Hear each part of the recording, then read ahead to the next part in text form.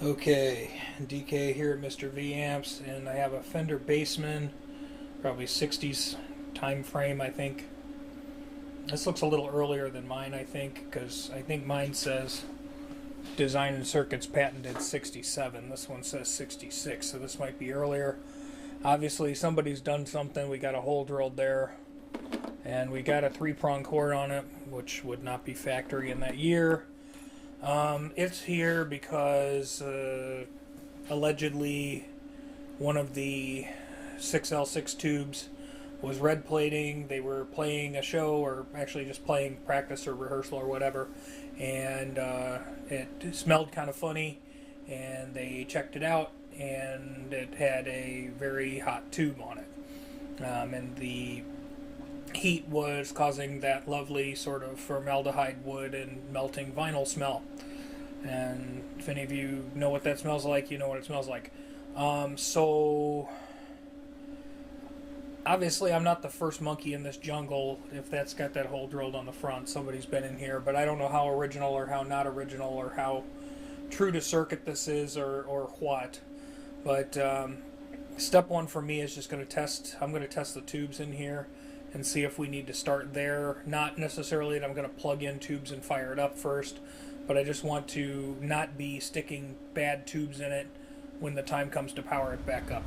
Okay, so the power tubes, the logos are not on them anymore, but the print that says 6L6GC makes me think it might be either General Electric or Sylvania, because that's not the RCA printing. The AT7 is a Mullard, and it's like an old British one, so yay, a bunch of people are going to get all excited. And then there's 3 RCA 7025s, which is a 12AX7. We're going to test all of these. These 7025s, a lot of these old dogs my one tester dislikes, so we'll see how it shakes out. Okay, so we're testing with a orange VT 1000 now. I don't think y'all really want to watch their blinking lights, and there's not too much interesting to see here. But if there's any results that are interesting, I'll show you. Okay, so the first 6L6 passed with a matching rating of 7. This one just immediately fails, like something's mega shorted. And I think this was the one that was red plating. So yeah, this tube, no good. We'll source a pair of those after we do some other stuff. But you know, why would it fail? I don't know. Was the amp overbiased? I don't know. Or the capacitors ancient? Who knows? But I predicted it right. This tester has failed all 3 of these 7025s. Now, this tester just hates old RCA 7025s and some of the early GEs. So, you know, did they change the wiring later? I mean, this was made in the 2000s. Did they change the wiring later on the international tubes? Is something a little different? Is the resistance different? I don't know. I've tested vintage 12AX7s and they're fine. But something about these RCA 7025s it just hates. And I'm curious what exactly failed on the other tubes. So let's bring out the antique ICO. Okay, so this was the tube that allegedly red plated, and according to the old ICO it's actually not shorted, but it's on the weak side. But usually it doesn't just, you know, straight up, but yeah, anyway, whatever. We know it's a problem.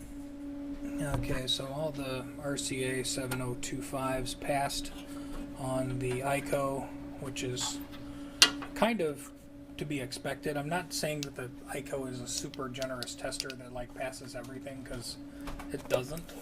But for some reason those 7025s don't get past the orange.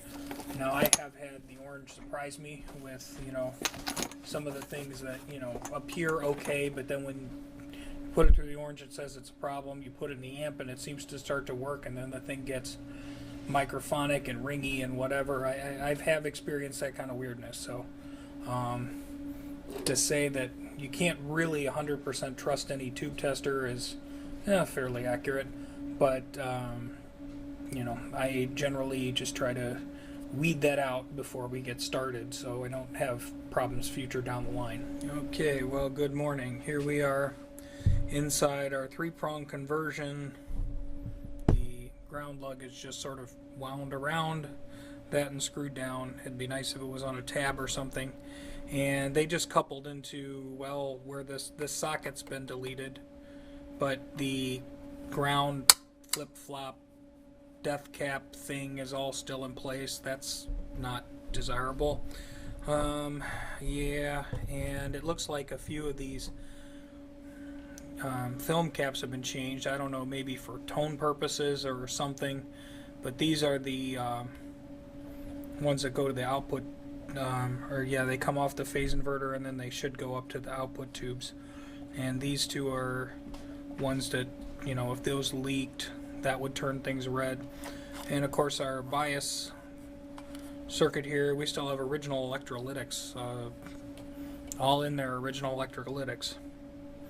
So yeah, I don't know why somebody changed those. I don't know if that's the stock value or not. I don't know that I really need to mess with that, but like our 470 resistors down here in on the power tubes, our 470 resistors, those are good and roasty, and I can't tell, is that one even together or is that one all busted up? I don't know. But yeah, let's flip it over and look in the doghouse.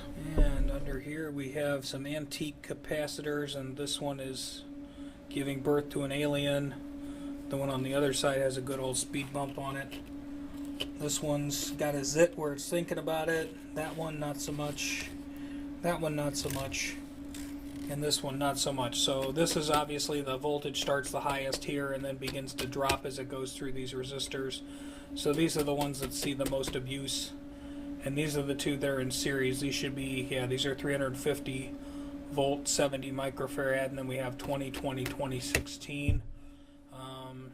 But yeah, those are definitely time to be replaced, and maybe I'll get rid of our friendly neighborhood Spider-Man while I'm at it too.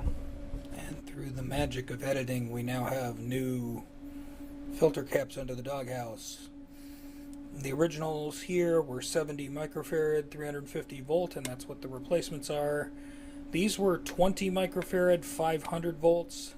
The mod brand one is 20 microfarad, 500 volts. The F&T that I used, because I have 3 F&Ts and I only have one or two mods left, which again, y'all forgive me, this is 22 microfarad. It's a little bit more microfarad, but not going to matter. Interestingly enough, it looks like there's something back here that could be a date code. Behind here it says, well, smeared, but maybe FO or 70766. So maybe this is a 1966. I don't know. Some Fender nerd somewhere knows that. Whatever. Flip it over and keep going. Okay, so inside we got more electrolytics. We got 2525. Probably 2525 times 2. Yeah, 2525 times 2. 2525 times 2. And this is a 5050. Which, if I recall right, the bias voltage on this is really close to 50, so maybe we'll change that for a 5065 or a 5100 or something like that. Yay. Okay, so as we're going down the row, we're also checking some of the other suspects here. And this stinks because I already soldered that, but then I realized I shouldn't have soldered that because this is supposed to be a 1.5K resistor. And it measures in at 2.2K, so that's not good. So that's going to make this tube cold and cut down the gain and blah blah blah, change it. Okay, so I ended up fast forwarding a lot. Sorry. So yeah, it seems like every 1.5K resistor in here was like way off. They were like 2K, 2.1K, 2.2, except for one, but I changed it anyway just so it matched.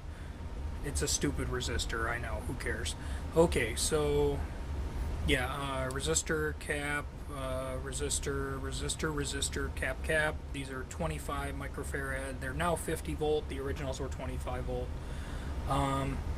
This stuff looks like a repair of some sort. At first I thought it was a mod because the sticker in this amplifier says it's an AA165, but this board and this stuff looks like a B165 to me.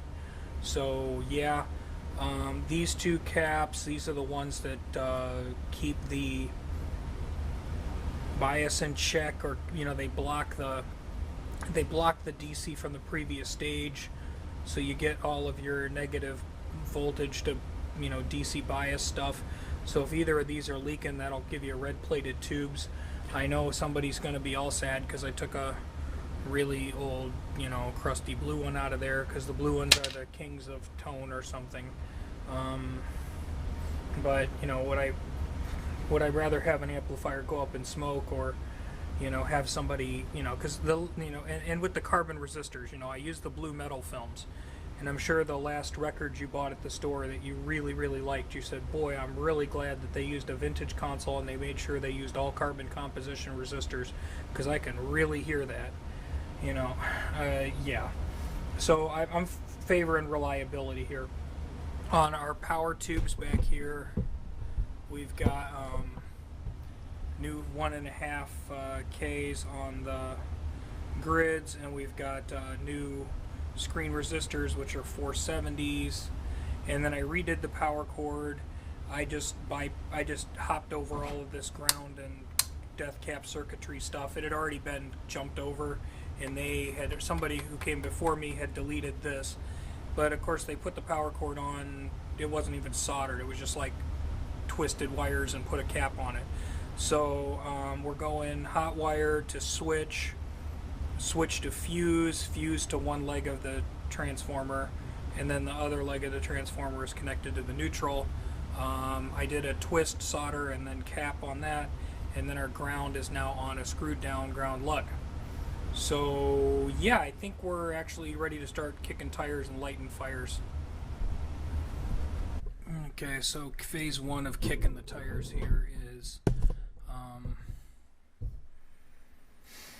I've got it running at, I don't know, 75-ish volts or something on the Variac, and I'm checking for DC bias here. On this tube I've got 24-ish volts of bias, and on this tube I've got, should be equal, yep, 24.48, so that's good. So the bias circuit is providing negative DC, which is what the bias circuit should do. And then I want to maximize that, so when I put whatever new tubes in here, I'm going to be less likely to make them go boom boom.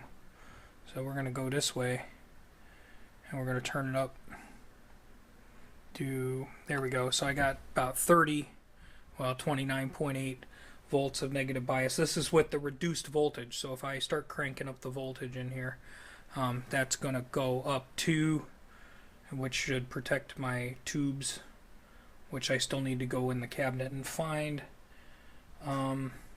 There's another date stamp in here, since you guys like date stamps. It says T110966. Alright, whatever that means. Okay, Fender nerds, come on. I know you're already mad at me because, I went too hog wild on things. This is a player's amp, man. I want Buddy to be able to play and enjoy and have fun and make rock and roll music, and not have to have his amp in the shop all the time, because it just has to be as original as possible. Okay, so I've got my Bias Boss Octal plugged in, and I'm actually monitoring my input voltage to the amp with my Variac, because the wall voltage around here is about 123, 124. I was actually curious as to how much of a swing like 120 versus like 123, 124 is, and yeah, it's more than you'd want it to be on one of these power transformers. So I set it to, I set the bias to about 62%, 61, 62% here. We aren't risking, it doesn't look like we've got any smoke or fire or anything going crazy. It's just been sitting here cooking. We do have some, we're nice and quiet with the volume turned down, but we do got some scratch here. But outside of the scratch, it's been quiet. So I think if I clean all of those, they'll stop, because it's like, it'll start frying bacon a little bit, and then you give it a little crank and then it shuts up. So these are probably making questionable contacts, so we'll get after those with the Max Pro. But yeah, I think we're feeling a lot better anyway. Cool. Okay, so I went through the pots with the magical Max Pro cleaner, and now I don't have any more scratch, so that's good. And there's still plenty of sound. This is like really behaving pretty nice and quiet for me, which is what we want, because both of those channels are technically on ground because there's no cable plugged in. So if it were hissing and whooshing and frying bacon, that would make me sad. But we plug in a cord and immediately we got, you know, we got big league sound here. You know, big league loud sounds.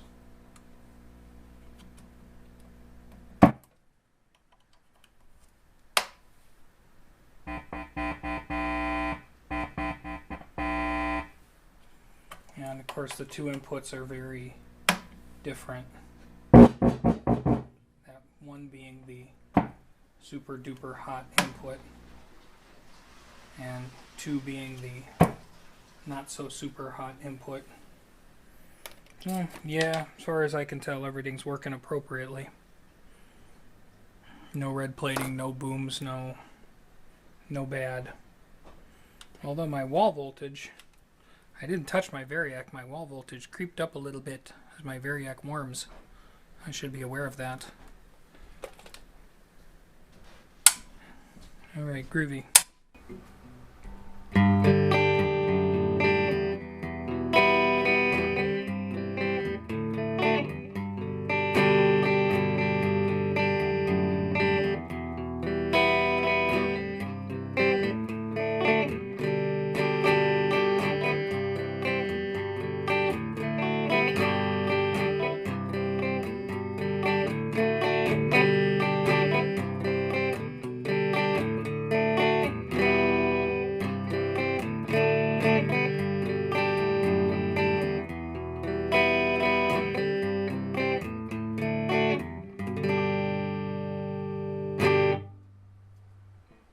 So